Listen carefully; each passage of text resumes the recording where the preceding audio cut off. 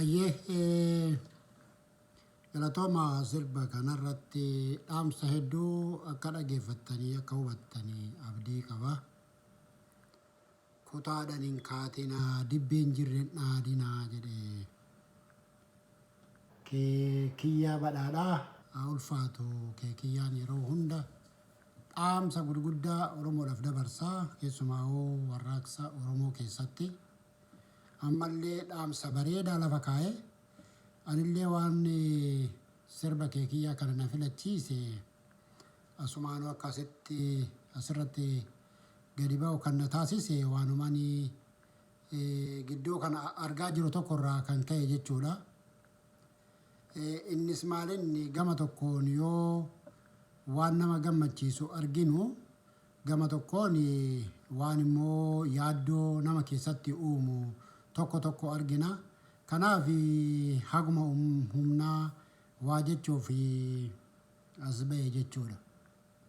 Innis maalinni yeroo adda addaa haala mootummaa keenya jalqabarraa kaasee haala warraaqsi keenya keessa turee fi bakka ga'ee fi amma bakka itti gufatee jiru yeroo baay'ee deddeebinee dubbannee jirra. Isa amma duubatti deebinee dubbachuun barbaachisaadha miti jechuudha. Haa ta'u malee garuu haala kanaa wajjiniinuu wal qabatee haalli Oromoo maal fakkaataa sochiin Oromoo maal fakkaataa kan jedhu irratti xiqqoo waa jechuun waan barbaadeefani. Dura wanti nama gammachiisu keessumaa kara fuula duraatitti filannootti deemaa jirra.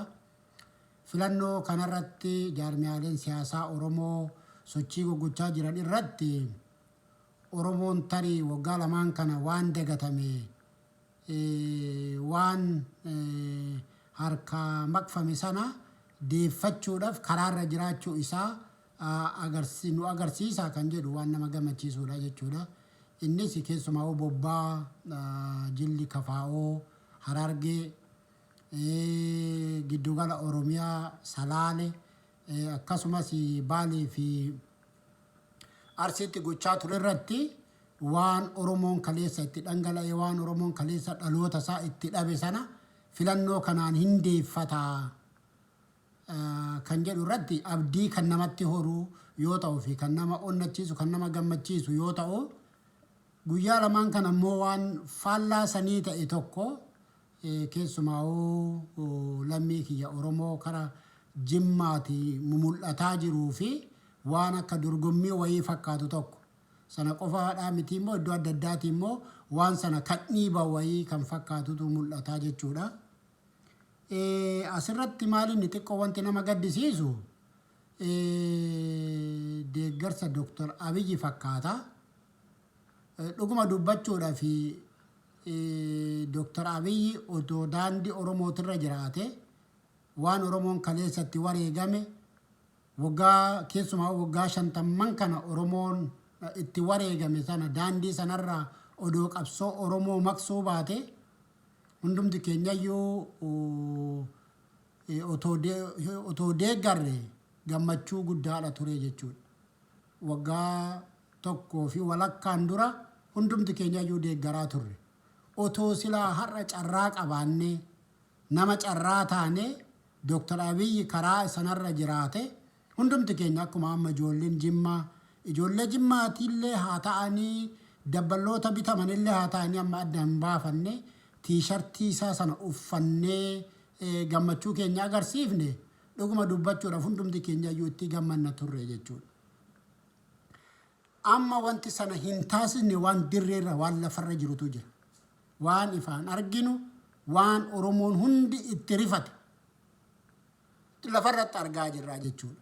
Inni kun warra amma tiishartii isaa uffatee Jimmaa keessumaa haasaa kanaan dura haasaame Oromoo lafa malee nama hin qabnu jedhe Dr. Maraaraan jedhamee olola hin taane tokko kan addaan nama fageessu tokko kan addaan Oromoo addaan fageessu qofaadha miti.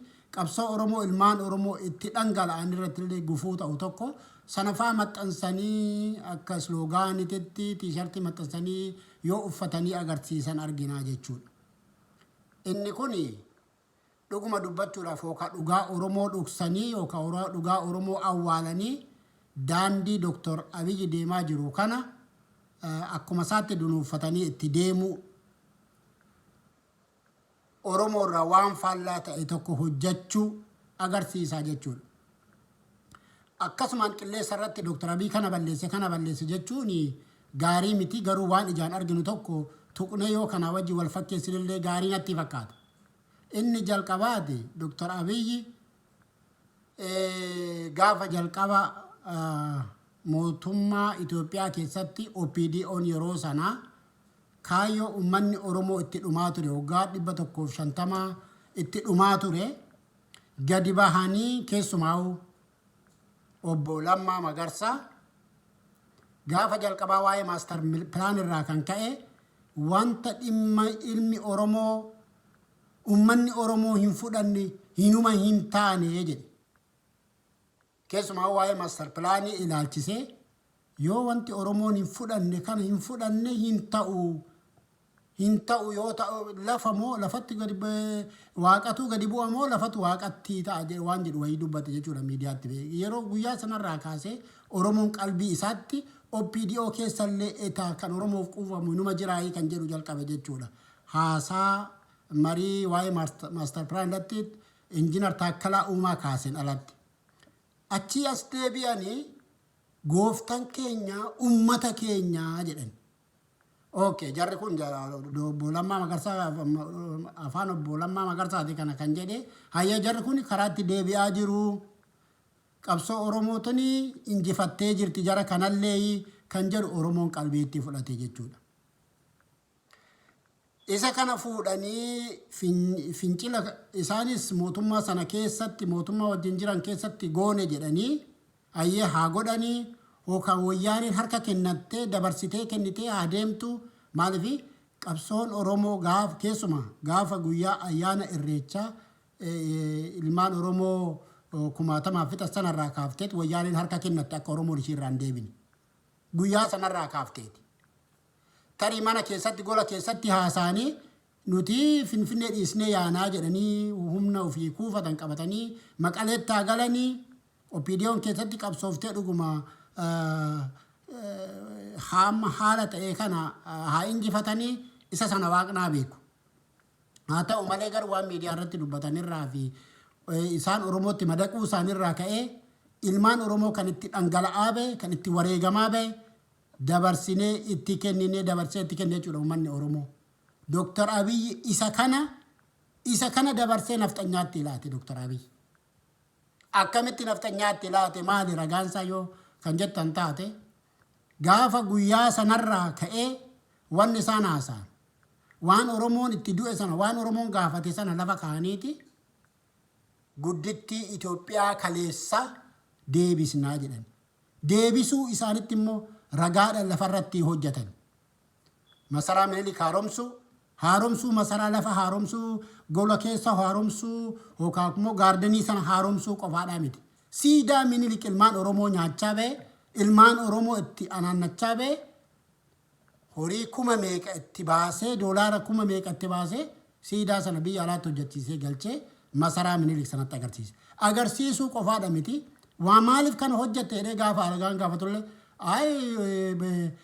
olola sobaatii fi seenaa sobaa Oromoon dhagee Minilikiin diineffatu kana gaafa dhufee laalee edaa akkanaayii jedhee dhiisuu malaa jedhee natti hime jedheeti Biraanuu Naggaa kan miidiyaatti bahee dubbate jechuudha. Kana qofaadhaa miti. Waan jarri gochaa jiran keessumaa dhimma Finfinnee irratti ilaalchisee waa'ee gaaffii mirga sabaa fi sablammii ilaalchisee waan isaan gochaa jiran kana duuba taa'ee waan deeggaru fakkaata malee yoo mormullee argaa hin jiru jechuudha. Sana qofaadha miti dheengadda wayyaanee jalatti du'aa jiru. Wayyaanee tura saasan nu fixaa ture. Har'a garuu nafxanyaatu Oromoo barattoota Oromoo ilmaan hiyyeessaa dhakaa fi uleedhaan tumtee ajjeestee reeffa ishee ilmaan Oromootti ergaa jirti jechuudha. Du'a bara Tigree wajjiniinuu wayyaan irratti qabsoofnee duunu sana miti duuni har'a du'aa jirru kuni dhuguma dubbachuudhaaf akka malee nama dhukkuba. Sana qofaadha miti waraanni Oromoo irraa hin dhaabbanne. Waraanni amma guyyaa har'aatti koomaandi poostiin Oromoo irraa hin dhaabbanne. Ijoollee Jimmaa tiishartii Dr. Abiy hodhisiifattanii uffattanii amma miidiyaa irratti facaasaa jirtan kuni fuula keessanillee dhoksitanii bosonatti gargaltanii facaasaa jirtan kuni madaa kanatu nu keessa jira. Dr. Abiy humna qaba silaa. Har'a nu madeessuu dhiisee madaa kaleessa nu fayyisuu dhiisee har'a nu madeessuu baate Oromoon hamma kana garaa ittiin jabaatu tureyyuu jechuudha. Kanaaf amma kan deemamaa jiru ergama waan qabaatu fakkaata. Ergamni kunis maalinni Oromoo gidduutti rakkoo uumu, Oromoo gidduutti olola uumu, Oromoo gidduutti walitti bu'iinsa uumuudhaaf waan wixiname waan fakkaatuuf lammii koo waan akkasii kana warri gochaa jirtan irraa otoo of eeggattanii wayya. Maaliif Oromoon amma qabsootti deebi'eera. Oromoon amma kaleessa kan abdataa ture sana abdiisaa waan fixateef amma akka haaraatti qabsootti deebi'ee jira jechuudha. Akka haaraatti qabsootti deebi'ee jira. Maaliif nun baasu haa badan nun baasu. Waan har'a Dr. Abiy gochaa jiru kuni Dr. Moggaa Firrisaa Barii kan ulee wayyaanitiin dhaanamaa ture biltsiginnaa nurratti ijaaruudhaaf miti. Biltsiginnaa ilmaan Oromoo yuunivarsiitii naannoo Amaaraa keessatti ajjeesanii reeffa nutti ergan kana nurratti ijaaruudhaaf hin turre. Dr. Moggaa Firrisaa kan itti salphachaa ture jechuudha. Itti aanaa pirezidantii Maccaaf Tuulamaa ture Koloneel Alamuu Qixxeessaa wajjiniin jechuudha. Isa kanaaf miti. Isa kanaaf miti ijoolleen Jimmaa kan itti reebamaa kan itti ajjeefamaa baate yuunivarsiitii Jimmaa keessatti kufa qabna. Kanaaf dhibbaan dhibbatti inni biltsiginnaa jedhamu kuni nuuf hin ta'u, Oromoof hin ta'u, sabaaf sablammiidhaaf hin ta'u. Kanaaf otoo garaagarummaa keenya karaa itti bal'isnurra dhiphisnee akkuma kaleessa tokkummaadhaan mormine tokkummaadhaan qabsoofne wayyaanee ofirraa ariine sana har'a tokkummaa keenyan qabsoofnee hiree ofiin murteeffannaa saba Oromoo sagalee keenyan qawweedhanii miti beekaa sagalee keenyan murteeffannee kan jedhu dhaamsa dabarfachuu barbaade jechuudha. Inni gara biraati duula amma godhamaa jiru kanarratti dhugaadha warri kara mootummaa jiru waan barbaadan jechuudha danda'u akka barbaadanitti hiikkachuu danda'u.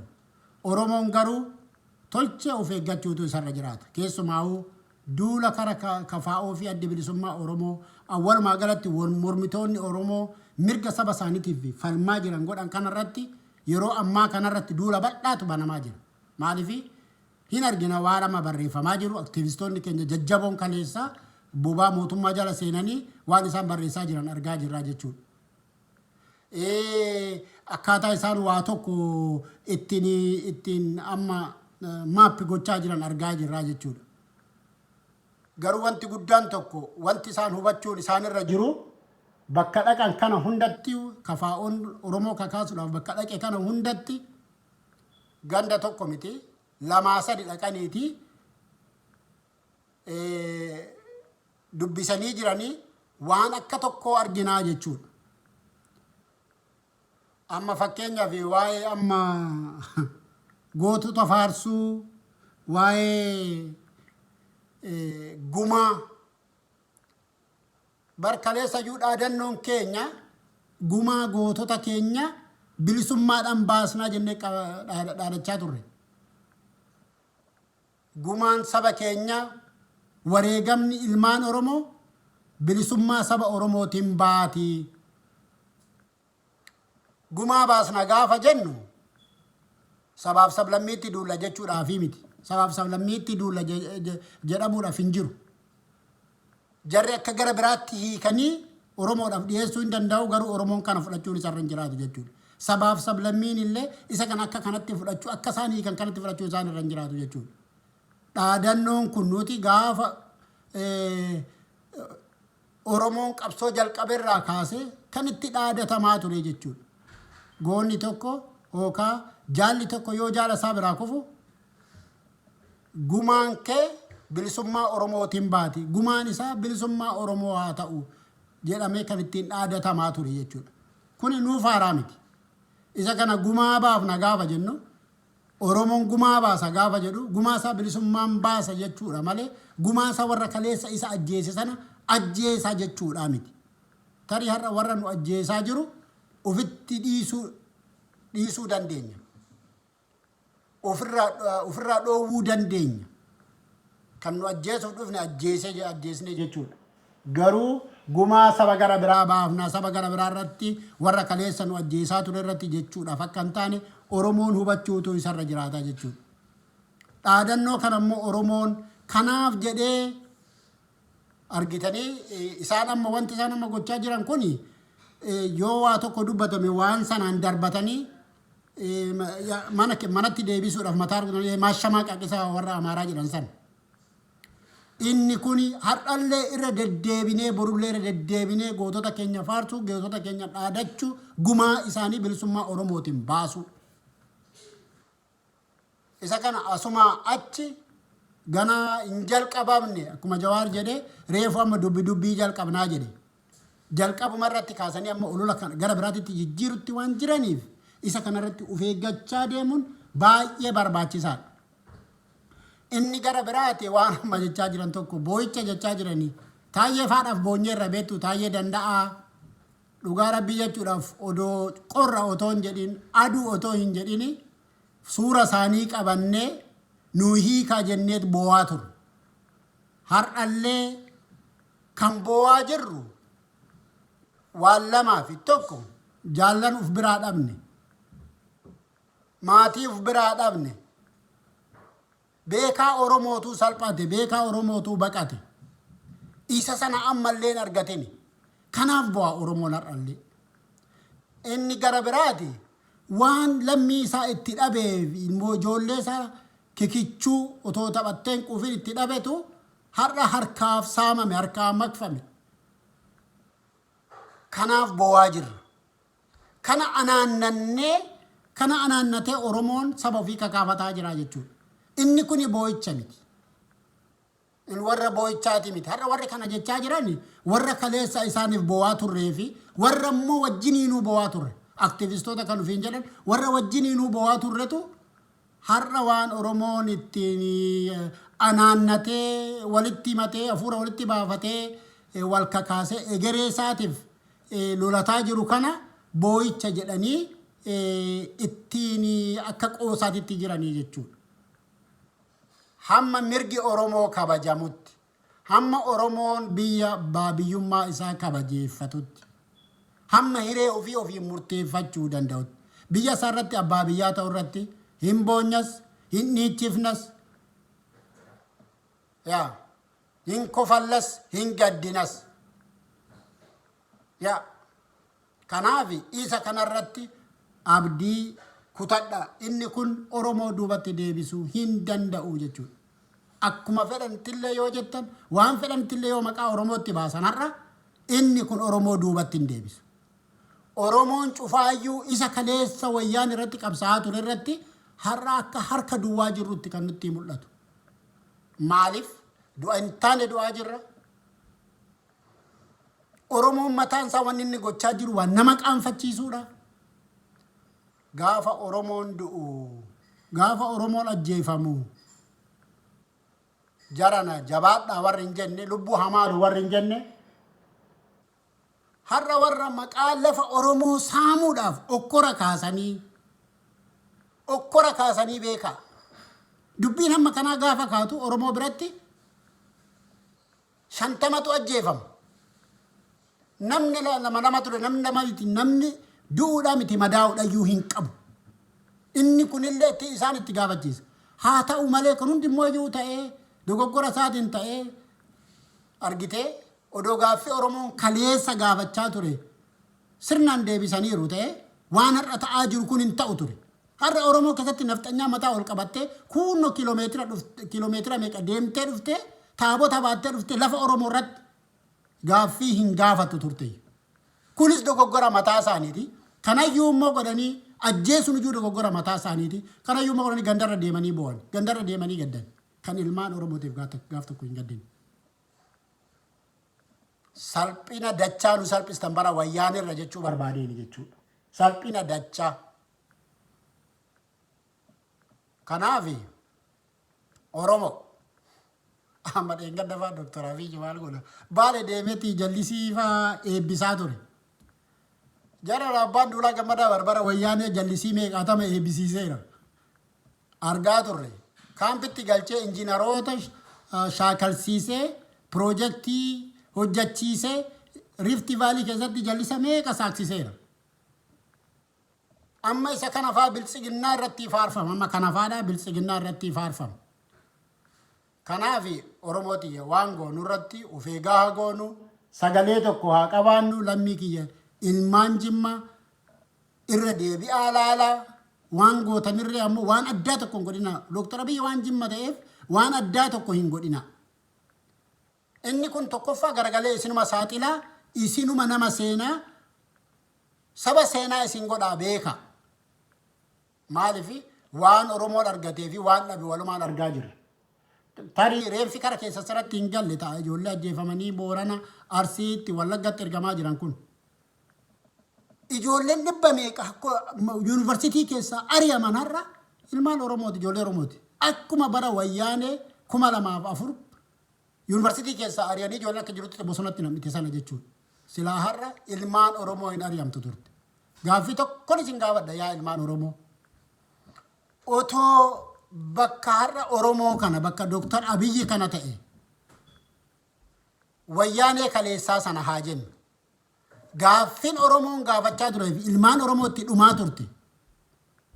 Yoo kana deebii hin arganne moo argateera. Kana ufumaa deebisa. Bara wayyaanee sinan yaadachiisa. Meeshaa gurguddaa faabrikoolee adda addaa keessaa industirii adda addaa keessaa guuranii Maqaleetti fe'aa turan. Maqaleetti fe'atan. Oromiyaa irraa biyyeen otoo nafin Tigraayitti fe'aa turani. Kuni seenaan lafa jiru. Kan warri wajjin hojjete namatti himu jechuudha.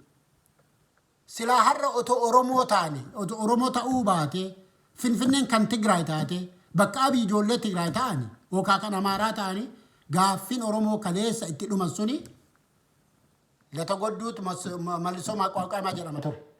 Dura deebii sanatu deebi'a ture. Deebii kan akka hin deebine kan godheen harkatti qabee Oromoo harkatti fashaleesse Dooktar Abiyyi. Dooktar Abiyyi taayitaa kanarra kan taa'e immoo taayitaan kun kan isaatii miti. Dooktar Lammaa Magarsaatu dabarsee kenneef. Taayitaa ergisaatiin Oromoo gurgurate jechuudha Dooktar Abiyyi. Taayitaa ergisaatiin Oromoo gurgurate. Taayitaa ergisaatiin Minilik deebisee nurratti ijaare. Taayitaa ergisaatiin Minilik deebisee nurratti ijaaruun isaa leellisuun isaa ilmaan Tigraay adiinee Maqaleetti galchine sababaa kanaan humna godhattee har'a mataa ol qabattee duula gara biraa banaa jirti jechuudha. Isarratti illee Oromoo irratti illee naannee kanumaati.